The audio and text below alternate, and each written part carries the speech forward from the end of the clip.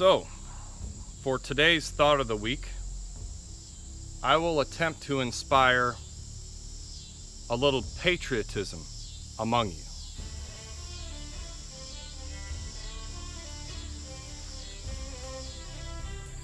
So when you have a chance, I would encourage you to consider studying the philosophy of the early founding fathers of this country.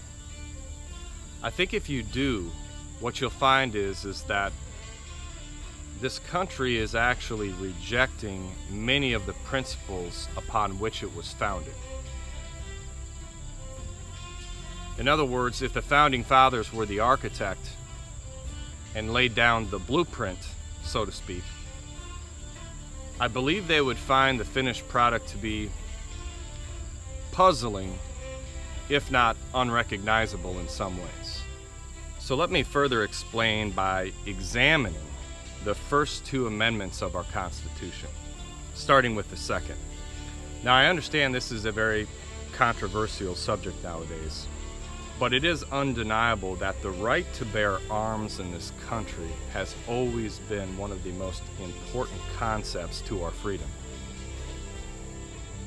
Samuel Adams, in the ratifying Convention of Massachusetts in 1788, stated the following: "The Constitution will never be construed to prevent the people of the United States, who are peaceable citizens, from keeping their own arms." Okay? George Washington, our first president, had a few things to say about the subject. Firearms are second only to the Constitution in importance.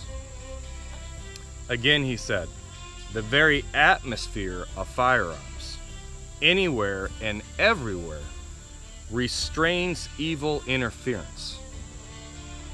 They deserve a place of honor with all that is good."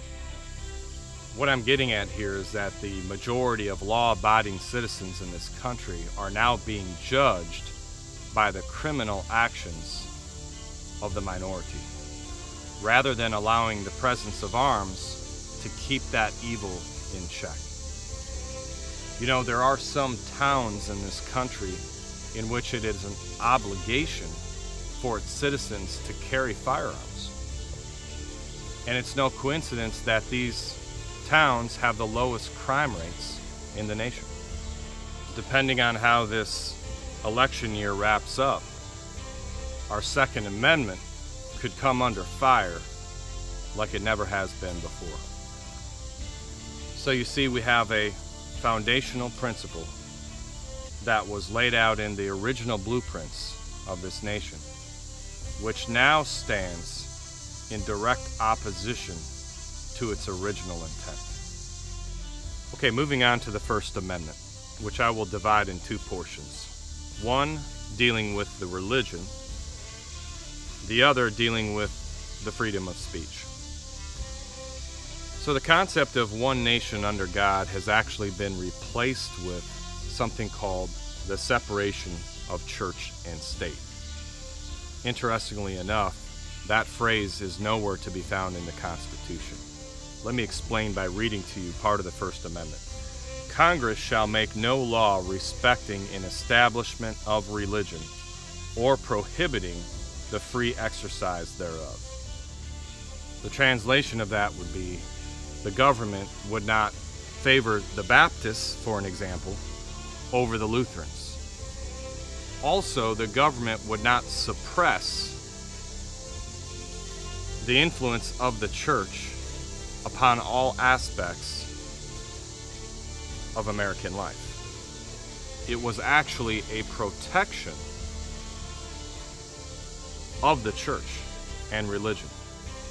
You know, George Washington once said that it is impossible to govern a nation without God and the Bible. How things have changed. How far have we fallen?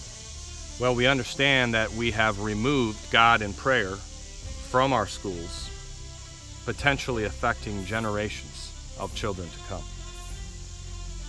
And now we have satanic after-school programs that are cropping up in this country. Now, don't take my word for that.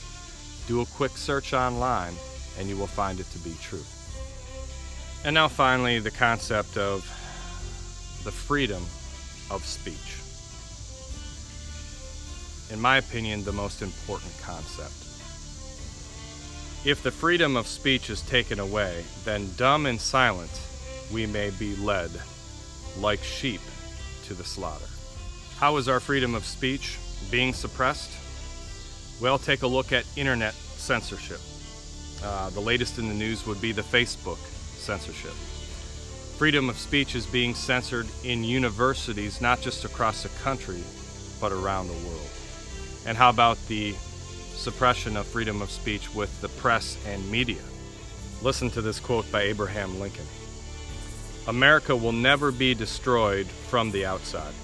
If we falter and lose our freedoms, it will be because we destroyed ourselves. So in summary, I believe the freedom of speech to be one of the most significant freedoms that we have.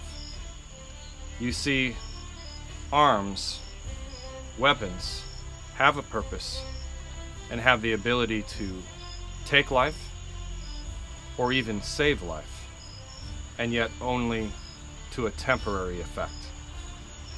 Words, however, were used to create everything that you see in this universe. It was spoken into existence. Words can either tear down a life, or words can save a life eternally. Our freedom of speech is being replaced by political correctness, where we are more concerned about not offending the feelings and emotions of another, rather than speaking truth, rather than being concerned about their well-being, both on this earth and also in the life to come. So on Monday, we'll examine the question, was the Son of God politically correct in the messages that he delivered? Was he concerned with words? Was he concerned with the feelings or emotions of others?